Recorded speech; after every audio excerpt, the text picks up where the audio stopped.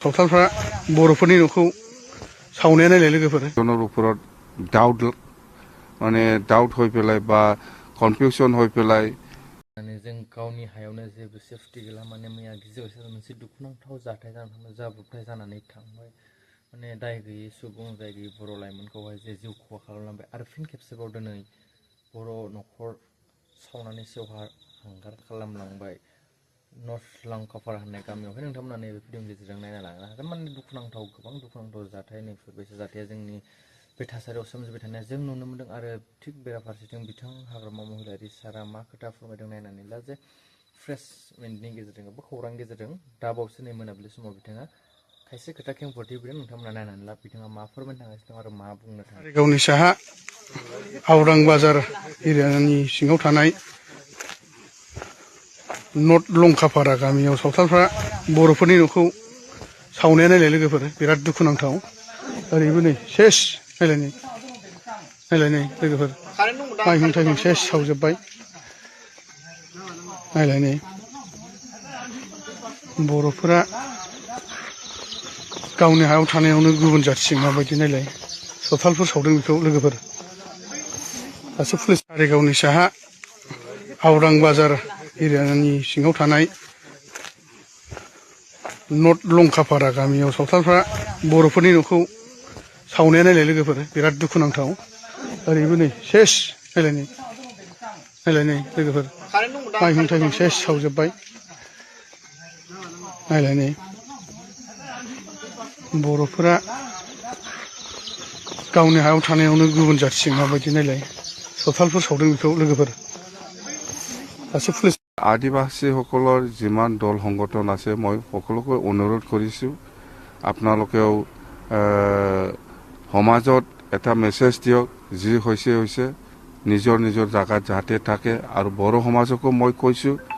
যে আপোনালোকেও সবে এই অঞ্চলৰে মানুহ যেহেতু আমি সকলোৱে শান্তিকে থাকাটো আমি বিচাৰোঁ যাতে কোনোবা থাৰ্ড পাৰ্টিৰ কথা লৈ পেলাই যাতে হুলস্থুল নকৰে আজি যেটো পৰিবেশ হৈ আছে মানে একজনে একজনৰ ওপৰত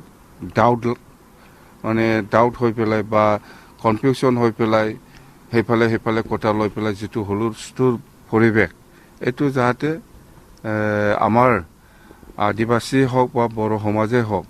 যাতে নিজৰ নিজৰ জাগাত ভালকৈ থাকে কোনো হুলস্থুল পৰিবেশ হ'ব নালাগে আইন আছে যোনে দোষী কাম কৰিছে ইয়াৰ ওপৰত আইনে ব্যৱস্থা ল'ব নিশ্চয় ল'ব আমি যিমান দূৰ জানো দিছপুৰৰ লগতো মই কথা পাতিছোঁ মুঠতে আইনটো হাতত তুলি লোৱাটো ঠিক নহয় যি হৈছে আৰু ইয়াৰ পিছত যাতে হ'ব নোৱাৰে তাৰ কাৰণে মই সকলো শ্ৰেণী ৰাইজক আদিবাসী হওক বা আমাৰ বড়ো সমাজে হওক সকলোৱে মিলি পেলাই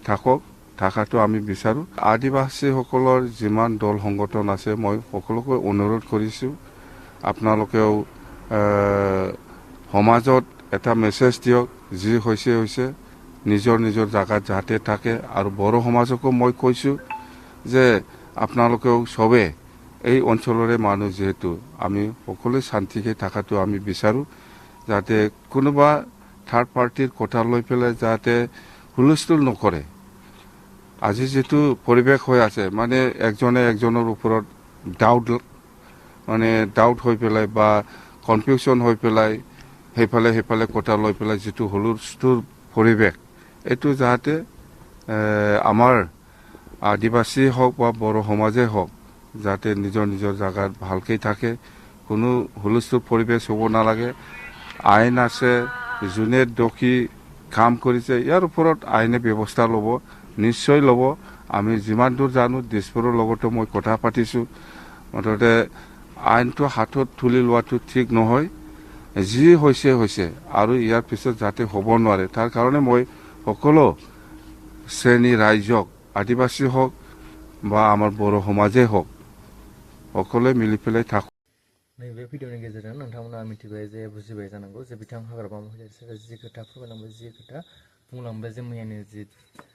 मोनसे दुखुनांथाव जाथाय बा जाब्रबथाय जाना थांनायनि सायाव बा बिदि सोमोन्दो लाखिनानै आरो दिनैहाय जि दुंहाव थासारि सोमजियो बेखौ लानानै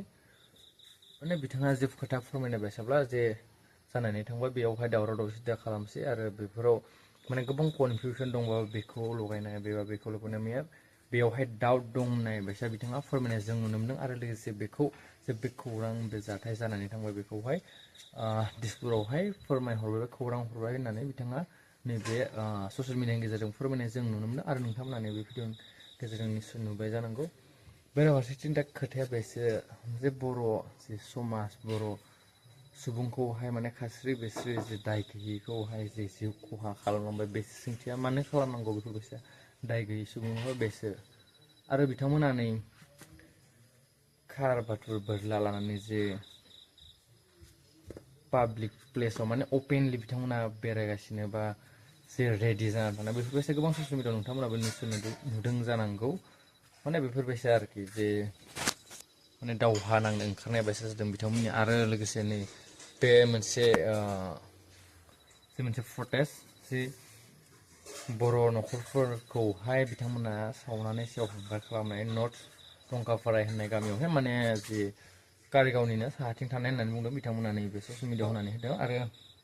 मोनसे बेयो जोंनि थाखाय दुखुनांथाव आरो जायफ्रानोखि बेफोरबायसा खामानिखौ मावबाय जायफ्रानोखि बेफोरबायसा जाथाय जाब्रबथाय खालामबाय जिउ खहा खालामबाय बिथांमोनखौ आरो हमबाय होननानैबो जोङो खौरांनि गेजेरजोंहाय मोननाय जादों आरो नोंथांमोनाबो निस्सय नुदों जानांगौ आरो बिथांमोना जाय माने बिथांमोनखौहाय जाय बर'फोरखौ बा जोंनि बर' लाइमोनफोरखौ बेफोरबायसा जिउ खहा खालामबाय जे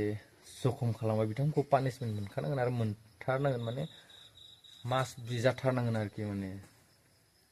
बेखिनियावनो आं भिडिअखौ फोजोबनोसै भिडिअखौ लाइक खालामना हो शेयार खालामना जाहाथे नैबे भिडिअनि जों गासैबो मिथिनानै